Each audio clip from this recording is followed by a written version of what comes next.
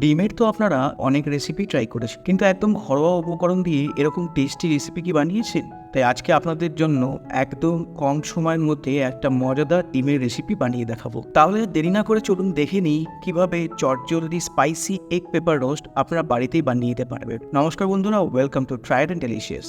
Egg pepper রোস্টটা বানানোর জন্য প্রথমে ডিমগুলো সেদ্ধ করে নেব। এখানে আমি 5টা ডিম নিয়েছি। এখন একটা উঁচু প্যান গ্যাসের ফ্লেমে বসিয়ে এর মধ্যে জল গরম হতে দেবো।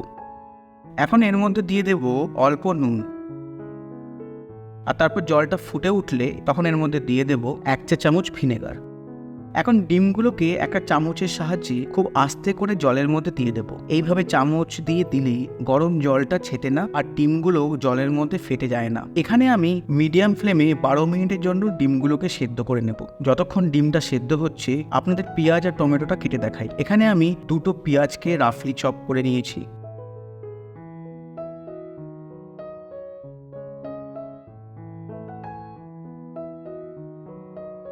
তারপর ঠিক একইভাবে একটা টমেটোকে চপ করে নিচ্ছি।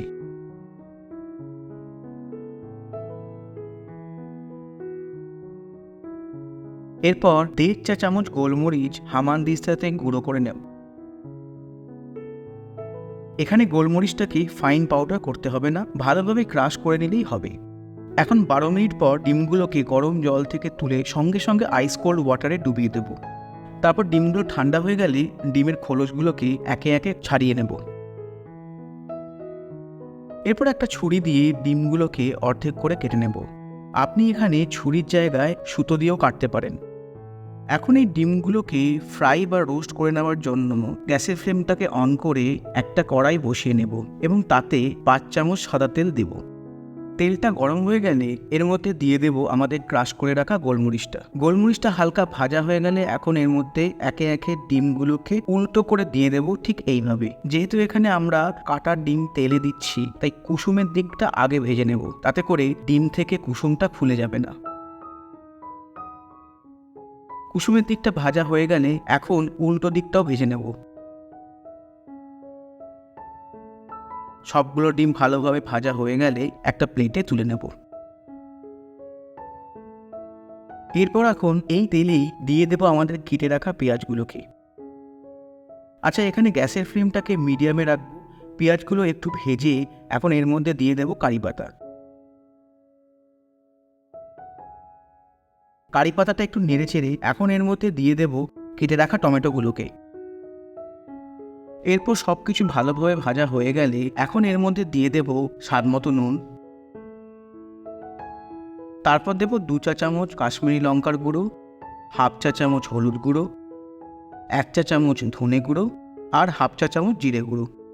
এখন সব মশলাগুলোকে ভালোভাবে কষিয়ে নেব এবং তারপর এর মধ্যে দিয়ে দেব 1.5 চা চামচ আদা রসুন বাটা আর 1 চা চামচ কাঁচা লঙ্কা বাটা।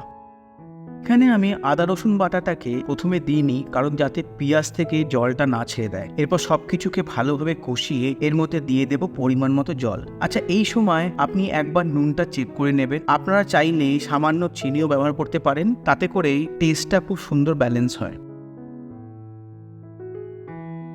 এরপর এর মধ্যে দিয়ে দেব আমাদের ভেজে রাখা ডিমগুলোকে।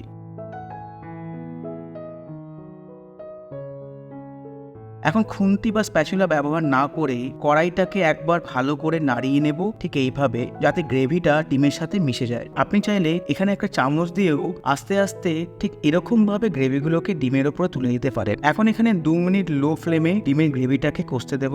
ডিমের সাথে গ্রেভিটা ভালোভাবে কষে গেলে এখন এর ওপরে ছড়িয়ে দেব 1/2 চা চামচ গরম মশলা।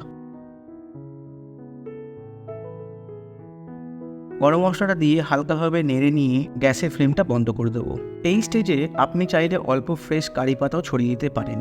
ব্যাস, আমাদের স্পাইসি এগ পেপার রোস্ট একদম রেডি। কি এটা দেখে নিশ্চয়ই জিভে জল আসছে? তাহলে আর দেরি না করে বাড়িতে বানিয়ে ফেলুন এরকম চটজলদি আর স্পাইসি এগ পেপার রোস্ট, আর পরিবেশন করুন পরোটা বা রুটির সাথে। আচ্ছা, রেসিপির ইনগ্রেডিয়েন্টসগুলো সবই ডেসক্রিপশনে মেনশন করা আছে, আপনারা খুব সহজেই সেখান থেকে দেখে নিতে পারবেন। আর রেসিপিটা যদি ভালো লাগে তাহলে কমেন্টে আমাকে জানাতে ভুলবেন না। আবার দেখা হবে, ফিরে আসবো আর একটা নতুন রেসিপি নিয়ে। ধন্যবাদ।